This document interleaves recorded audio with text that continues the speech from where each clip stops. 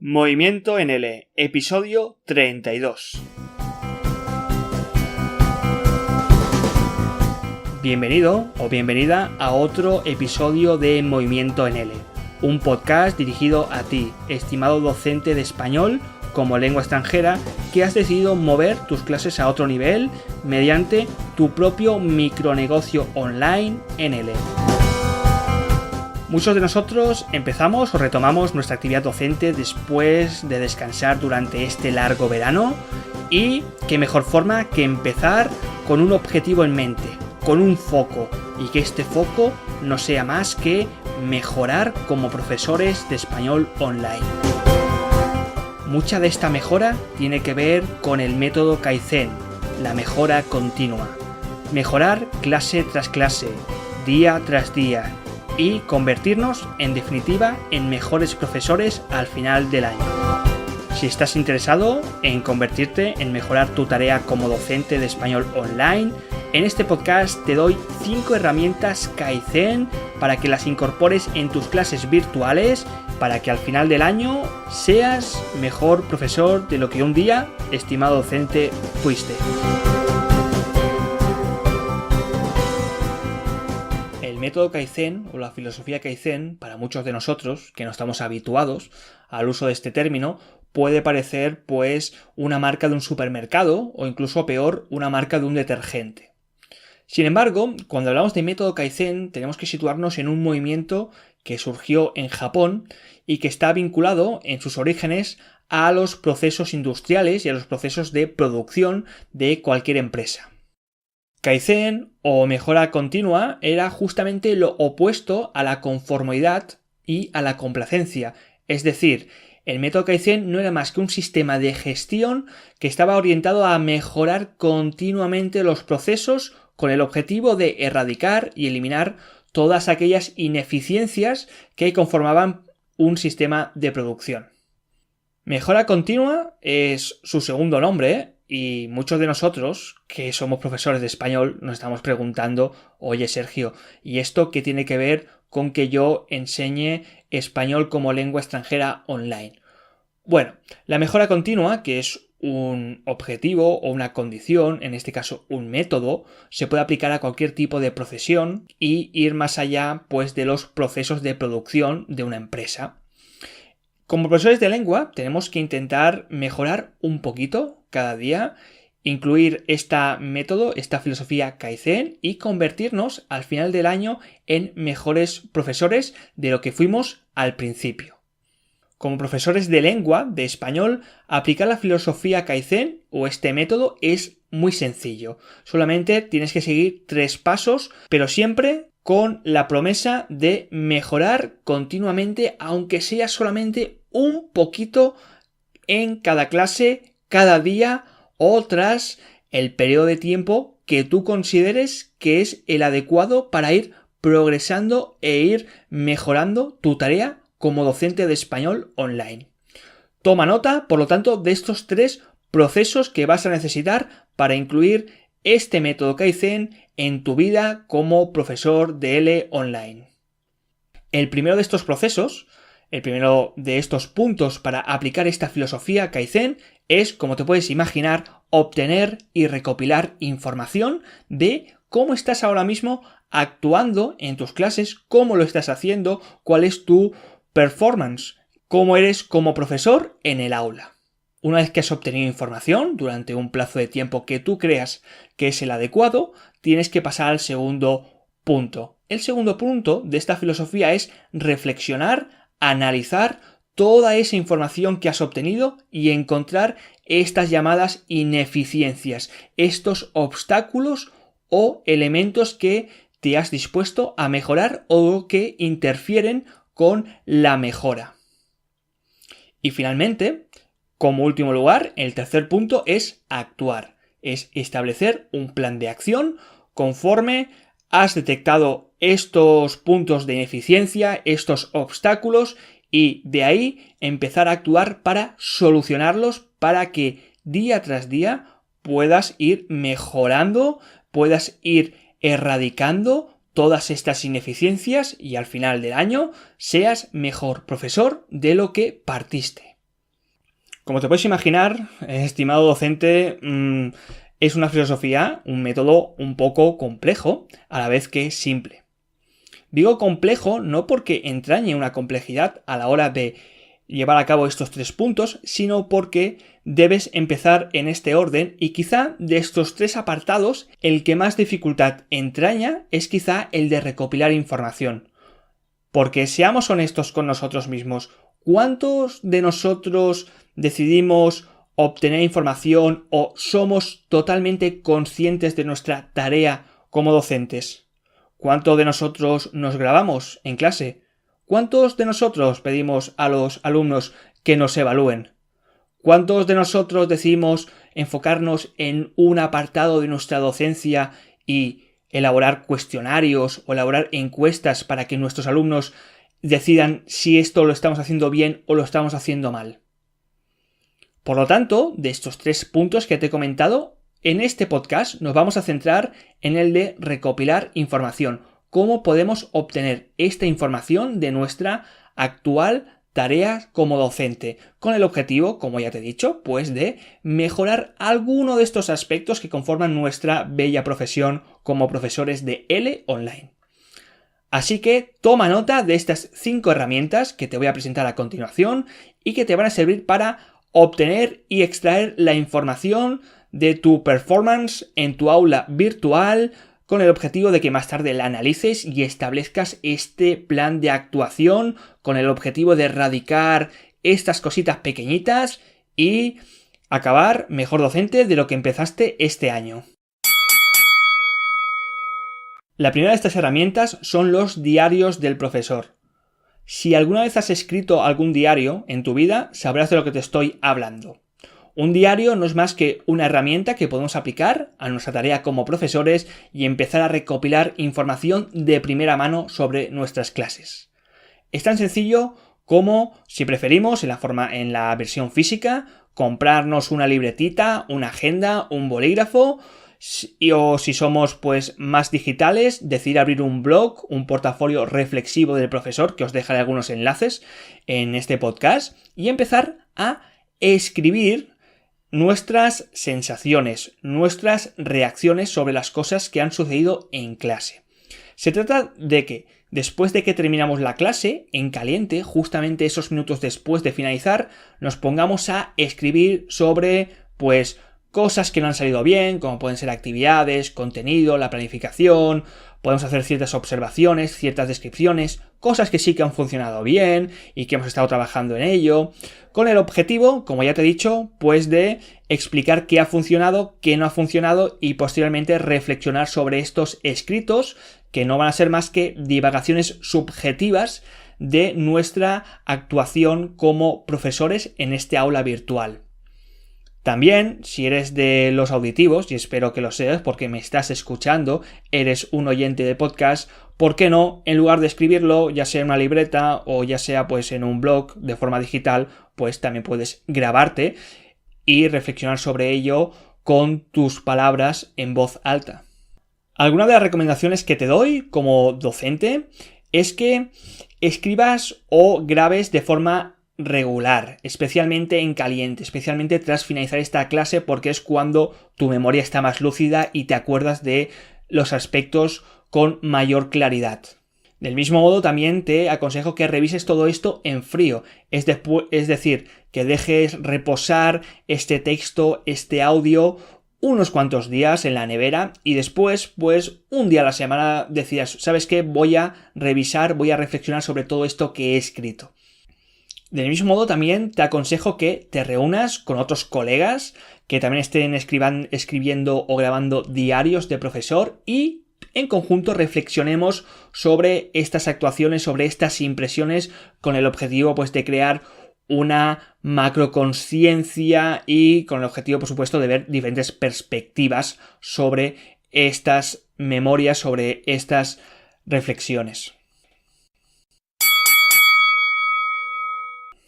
La segunda de estas herramientas son los informes de clase. Un informe de clase tiene una semejanza o un formato bastante parecido al de los diarios de profesor, pero presenta una estructura más cerrada, más planificada, más guiada.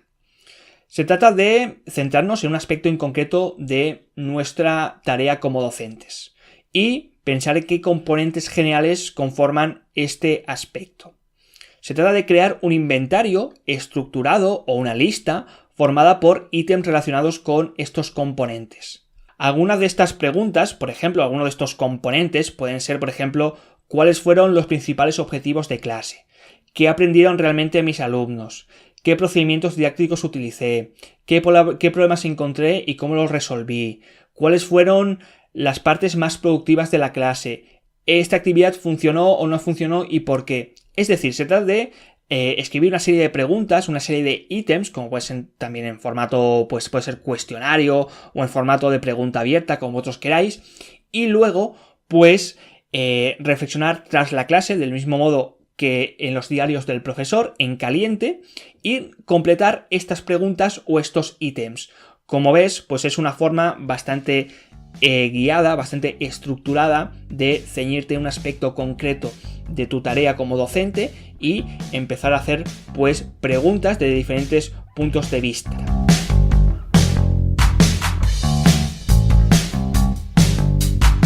Hagamos una pausa en el camino para movernos en otra dirección.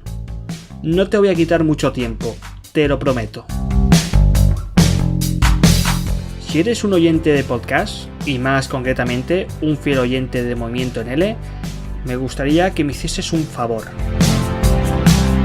En primer lugar, si eres un usuario de iVoox, suscríbete a mi canal y dale un bonito like a este podcast. Y si eres un usuario de iTunes, me gustaría que escribieses una bonita reseña de 5 estrellas en mi canal de podcasting.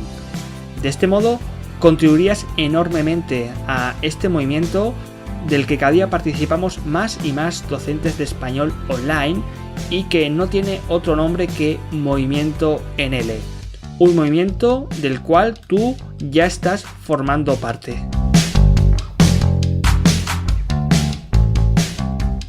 La tercera de estas herramientas son los cuestionarios o las encuestas. A diferencia de las herramientas anteriores, estas herramientas no están tanto dirigidas a que nosotros divaguemos, a que nosotros extraigamos información sobre nuestra propia tarea docente, sino que se trata de una herramienta que está dirigida principalmente a recoger información a partir de la valoración y la percepción de nuestros alumnos sobre pues algún aspecto relacionado con nuestra enseñanza. Es tan sencillito pues como seguir los pasos anteriores, centrarnos en algún componente, en algún elemento de nuestra tarea como docente y escribir un cuestionario con preguntas abiertas o preguntas cerradas o multiple choice o como vosotros creáis que es lo más conveniente. Mi propia recomendación es que lo lancemos hacia final de clases o fuera de las horas lectivas, fuera de nuestras clases, con el objetivo de que el estudiante pues tenga tiempo más que suficiente para completar estos cuestionarios y sí a poder ser pues después de la clase porque va a hacerlo en caliente y va a tener pues mucha más frescas las ideas. Se trata, sin lugar a dudas, de una herramienta perfecta para descubrir o para recopilar información sobre la dimensión afectiva del aprendizaje de nuestros alumnos. Me refiero a aspectos como la motivación, las actitudes, las preferencias, los estilos de aprendizaje. Y si me dejáis daros alguna recomendación para este tipo de encuestas, para este tipo de herramientas, es que echéis un vistazo a un artículo que tengo publicado en mi blog que se llama Cómo radiografiar a nuestros alumnos, que os dejaré el enlace en las notas de este podcast, en el cual vais a poder ver cómo yo utilicé una de estas encuestas, uno de estos cuestionarios con el objetivo de extraer información sobre las actitudes de mis alumnos en los primeros días de clase y que vais a poder utilizarlo sin problemas en vuestras clases online. La cuarta de estas herramientas, y esto es la gran ventaja como profesores online, son las grabaciones de vídeo y de audio. A diferencia de las herramientas anteriores, son herramientas que gozan de mucha más objetividad. Hoy en día grabar una clase, siempre y cuando le pedamos permiso a nuestros estudiantes o a nuestro estudiante, es algo relativamente sencillo gracias a que la gran mayoría de programas de videoconferencia pues incluyen un botón o algún tipo de aplicación quizás secundaria para grabar tanto el vídeo como el audio de nuestras clases virtuales. Se trata de pedir permiso, en primer lugar, a nuestros estudiantes conforme vamos a grabar esta clase. Si ellos no quieren aparecer, pues simplemente bloqueamos la cámara o el audio a poder ser del estudiante, y después de esta grabación pues se trataría de reflexionar, de visualizar o de escuchar esta grabación y tomar notas de nuestra actuación, ya sea pues en un componente en general, es decir, específico, como puede ser algún aspecto de nuestra enseñanza, o bien pues simplemente visualizarla con el objetivo de ir extrayendo errores o interferencias o cosas que no nos gustan en general durante nuestra tarea como docentes, y posteriormente centrarnos en la siguiente grabación en ese aspecto en concreto. Además, otro punto a favor sobre este tipo de herramientas es que pueden captar y podemos autoevaluar nuestro lenguaje no verbal y nuestras instrucciones. Algo que, a diferencia quizá de los diarios del profesor o también a diferencia de las encuestas con nuestros alumnos, pues no somos del todo conscientes en cómo damos las instrucciones o qué vocabulario utilizamos, o, es decir, captar muchos de estos elementos que desaparecen o que no somos del todo conscientes en las otras herramientas que he comentado. Si quieres que te dé algún tipo de recomendaciones sobre estas grabaciones, pues bueno, en primer lugar, como ya te he dicho, pide permiso a tus estudiantes, y en segundo lugar, intenta actuar con naturalidad. Sé que quizá los primeros 5 minutos, al saber que te estás grabando, pues actúes de una forma un poco más artificial, pero recuerda que cuanto más artificial sea la grabación, más artificial serán los resultados que vas a obtener. Además, también te recomiendo que no solamente grabes una única sesión, sino que hagas varias sesiones y que destines por lo menos una vez al mes a visualizarlas. Es decir, que no te guíes por una única grabación, ya que los resultados no son los de la realidad. Finalmente, la quinta herramienta que te recomiendo, y es quizá una herramienta favorita, aunque para muchos de nosotros no nos guste, es permitir que otros docentes observen nuestras clases virtuales. No es difícil en absoluto hoy en día pues hacer una clase a 3 personas o a 4 e invitar como alguno de nuestros alumnos a un docente, a un colega que pueda observar nuestras clases en directo. O si nos da pues digamos mucha vergüenza o no nos sentimos cómodos que nos observen, o digamos que el profesor en cuestión no esté disponible para ese día, podemos enviarle la grabación de nuestra clase en directo con el objetivo de que él observe. Recuerda que 4 o incluso 6 ojos ven mejor que 2.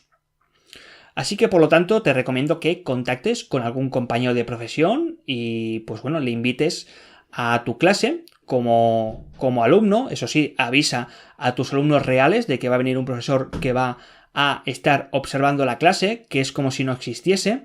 Le puedes decir que apague la cámara, por supuesto, y que no intervenga para nada en la clase. Y después de esta grabación o después de que haya asistido, pues es muy sencillo como pedirle feedback y que reflexionéis entre ambos pues sobre esta actuación en tu clase.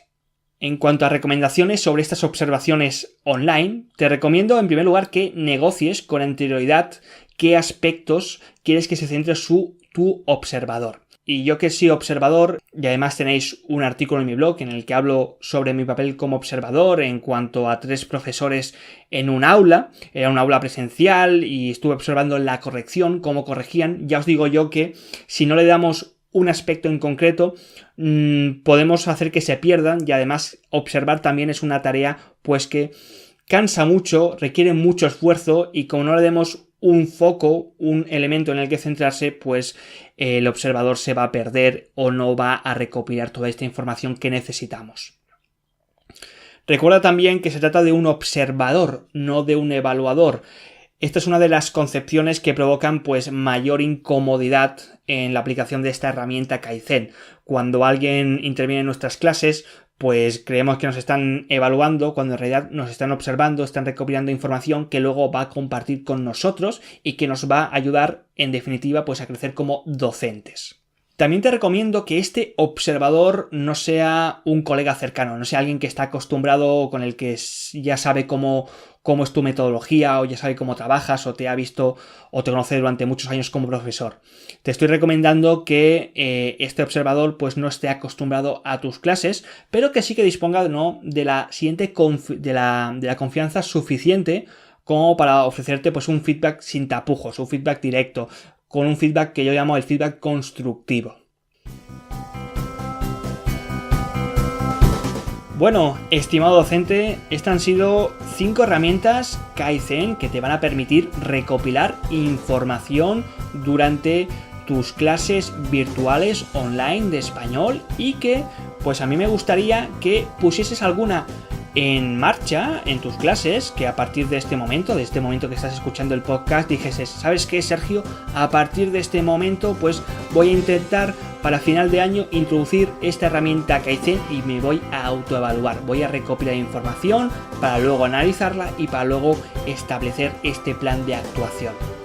Del mismo modo, también me gustaría saber si utilizas alguna otra herramienta de autoevaluación para recopilar información que no he comentado en este podcast, y me escribas ya sea aquí en las notas del podcast, en la zona de comentarios, o ya sea en mi blog, o ya sea enviándome un email, porque a mí siempre pues me gusta saber y conocer todos los puntos de vista y compartirlos pues con todo el mundo. Hasta aquí hemos llegado, estimado docente de español online, y espero que a partir de ahora pueda añadir un nuevo título a tu profesión y seas un profesor de español online Kaizen.